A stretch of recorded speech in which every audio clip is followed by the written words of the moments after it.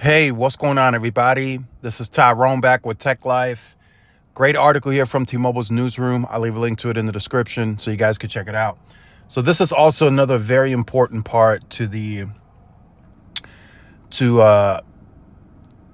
T-Mobile, right? This is another important part for first responders and just the overall perception and image of T-Mobile. So we had the cybersecurity.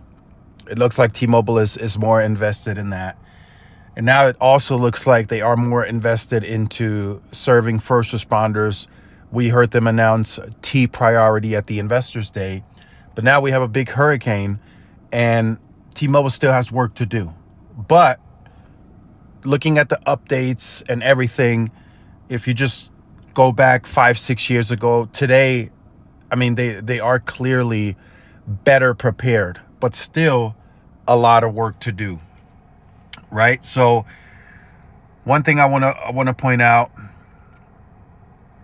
right away is the need for portable generators, right? For Georgia, we're sending almost 50 additional generators to Georgia for arrival this evening to support recovery efforts in the Augusta area.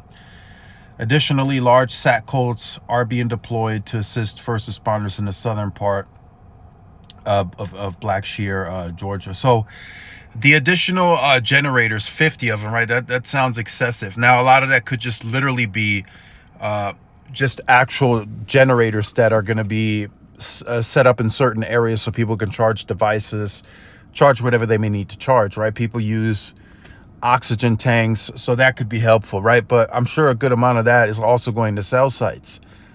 T-Mobile's still behind on adding backup generators to cell sites, right?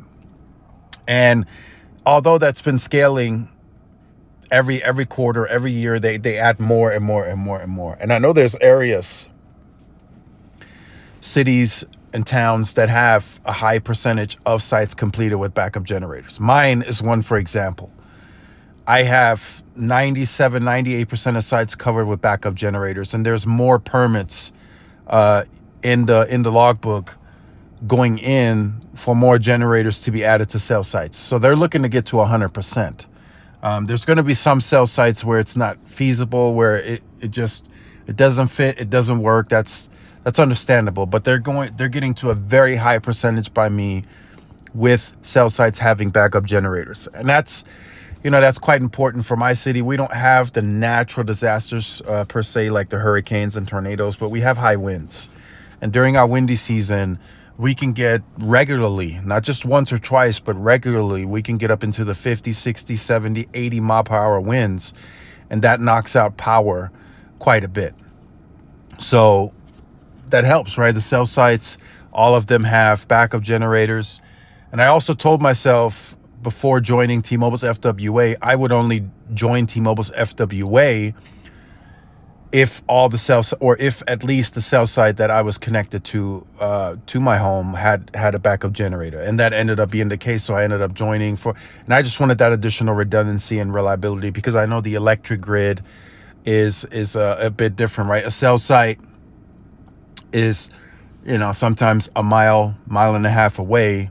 It's on a different cell grid. So even though, not cell grid, it's on a different electric grid. So even though my power is not out at the house, the power is out in the area where the cell site is located. I've seen that before, right? In the past, before T-Mobile got backup generators to the cell sites, the power was on at the house, but the cell site was down.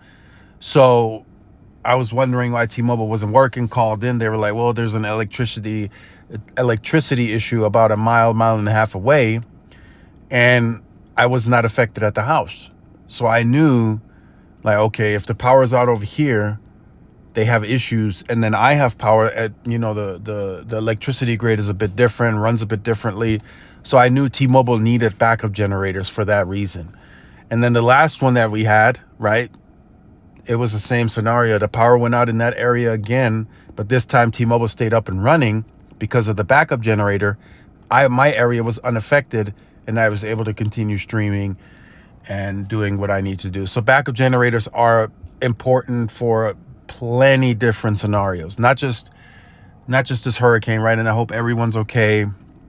And I know there was damage to the material things, but I hope, the people were not affected physically, hurt. So I hope everyone's okay from that aspect. But, this is another important part for T-Mobile. They have to get better each and every time. They have to, especially now that they're calling it T priority and they're pushing all this stuff, they have to get better at this. Right? This is a non-negotiable. If they're going to get these agencies, which they are, right? They clearly are. They got the LA Fire Department. They got Chicago PD already. They got New York City. They didn't announce what department they got, if it's New York PD, if it's the fire department, but they said they got agencies out of New York City. So if they can get those three, I mean, they can get anyone, right? They can work however they're going to do it, pricing, structuring of certain deals. However they get it done, they know how to get it done, and they showed us by targeting the biggest three cities in the United States. So a lot of work to do. They're getting better, but we will track progress throughout this year, next year, and the year after, see how much more ground they're making up on the backup generators. I think that's the most important piece to this, is the backup generators in terms of the redundancy. The fiber, that's a little bit different, right? They run third party, they lease fiber. Yeah, they can add some additional redundancy, but once the fiber's cut, it's cut, and then T-Mobile has to rely on the third party to fix it. They can't fix it themselves. So I think the biggest piece right now are the backup generators. And then I think also, stocking up on your fleet, right? The sat colds, the cell on wheels, and putting them in places where you can deploy it as quickly as possible. Like a midpoint, for an example. And I put an example out about that a few months back when we had the issues in Ruidoso, right? They were bringing all that equipment from Dallas, which is like 8-9 hours away. Put some of that stuff here in El Paso, treat that as the midpoint, and then you can deploy it a lot quicker, right? Ruidoso is like 3 hours from here, a lot quicker than 8 hours, 9 hours from Dallas. So those are just some of the decisions that they need to make, but they're making progress, and we'll see how they continue to make strides.